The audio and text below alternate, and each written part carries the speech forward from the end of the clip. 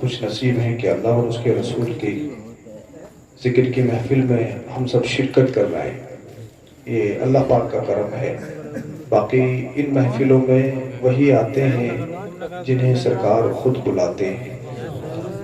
خطیب اہل سنت مولانا ناظم رضا خلیل صاحب قبلہ نے، ان کے والد محترم نے، کہ بھائیوں نے اپنے چھوٹے بھائی حافظ ناظر رضا صاحب کی یاد میں اصالہ ثواب کی غرض سے اس پروگرام کو سجایا اور مشہور و معروف لہجوں کو مدعو کیا۔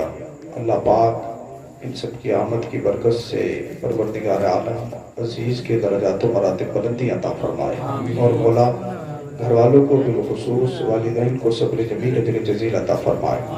آپ سب سے گزارش ہے، اگر آپ سننا چاہتے ہیں، مجھے چند منٹ کچھ ملفوظات آپ کی بارگاہ میں رکھنے ہیں، اس کے بعد انشاءاللہ العزیز یہ پروگرام چلے گا اور آپ چھوڑ کر نہیں جائیں گے، یہ بھی وعدہ کریں گے انشاءاللہ۔ یہ اگر کل دوپہر تک بھی چلائیں گے تو آپ یہیں پر بیٹھ لیں۔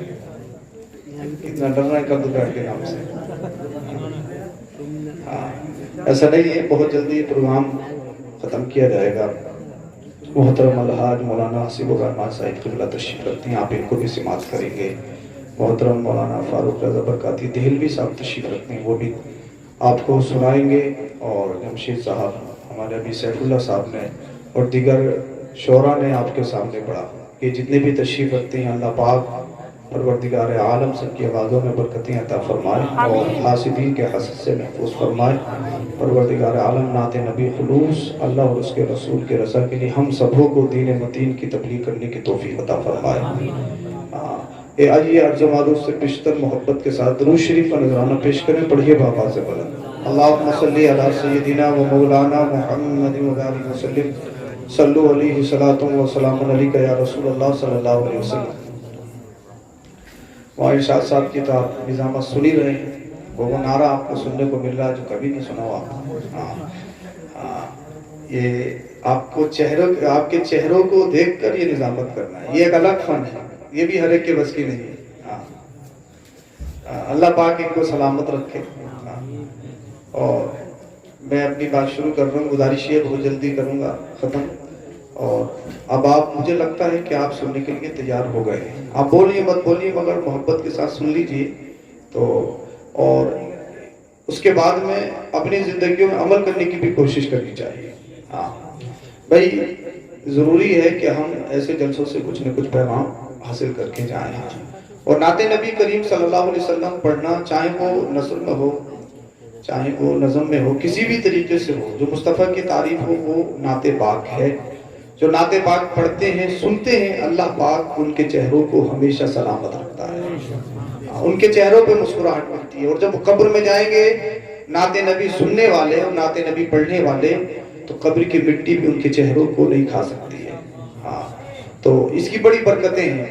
ایک مرتبہ درود شریف پڑھ کے سنائیں، پڑھیے بابا سے بلند، اللہم صلی علی سیدنا و مولانا محمد و آلہ وسلم، صلو علیہ الصلوۃ والسلام علیک یا رسول اللہ صلی اللہ علیہ وسلم۔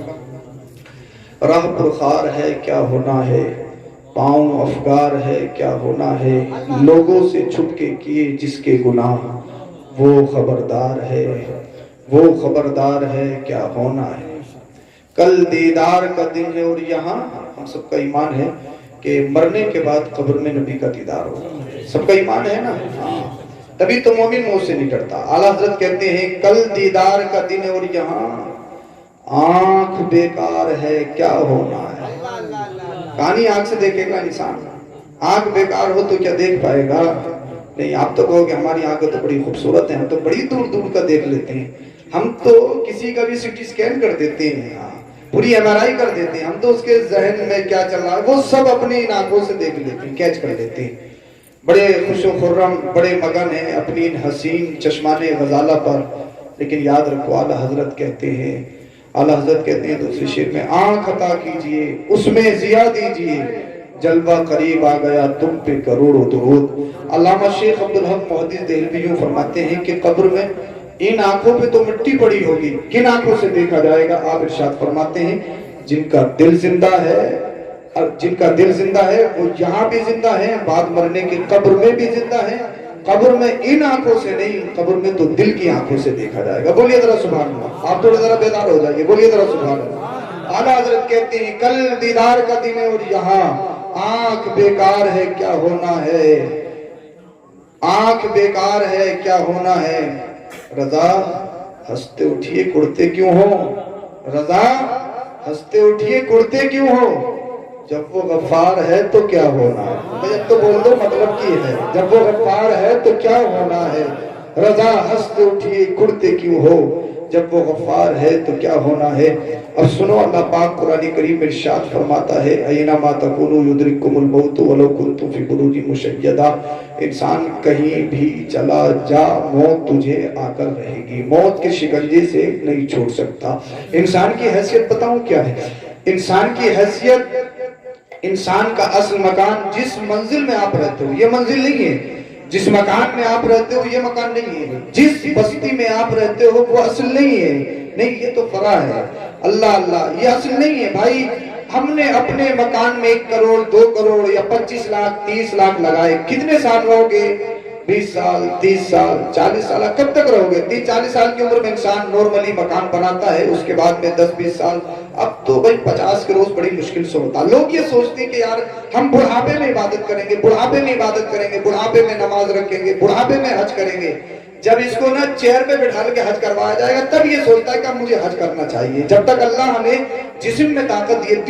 दीगर कंट्री को आप देखिए, बहुत सारी कंट्री ऐसी हैं, जब हमारे यहाँ पर रिश्ते आते हैं तो हम सबसे पहले ये पूछते हैं भाई बच्चे की प्रॉपर्टी कितनी है, बच्चे की क्वालिफिकेशन क्या है, बच्चे की तालीम क्या है, बच्चे का बैकग्राउंड क्या है, बच्चा करता क्या है, बच्चे के बैंक बैलेंस कितना, ये सब कुछ पूछते हैं।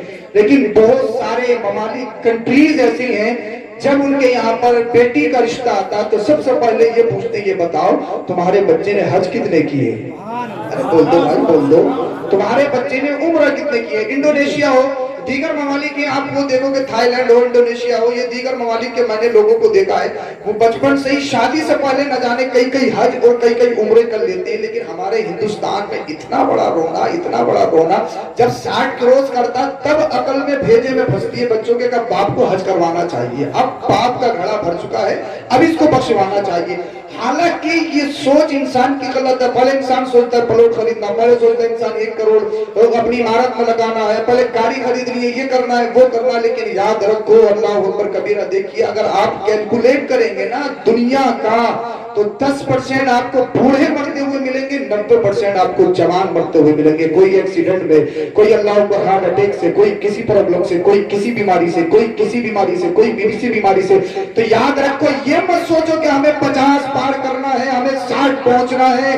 कुरान कहता है अयनमा तकुनु युद्रिकुमुल मौत वलौ कुंतुम फी बुरूज मुशय्यदा। कहीं भी चले जाओ, कितने मजबूत दिलों में जाकर आप अल्लाह अकबर कबीर अपने आप को छुपा लो, लेकिन मौत के फरिश्ते से आप बच नहीं सकते हो। मौत आकर रहेगी, आकर रहेगी, आकर रहेगी।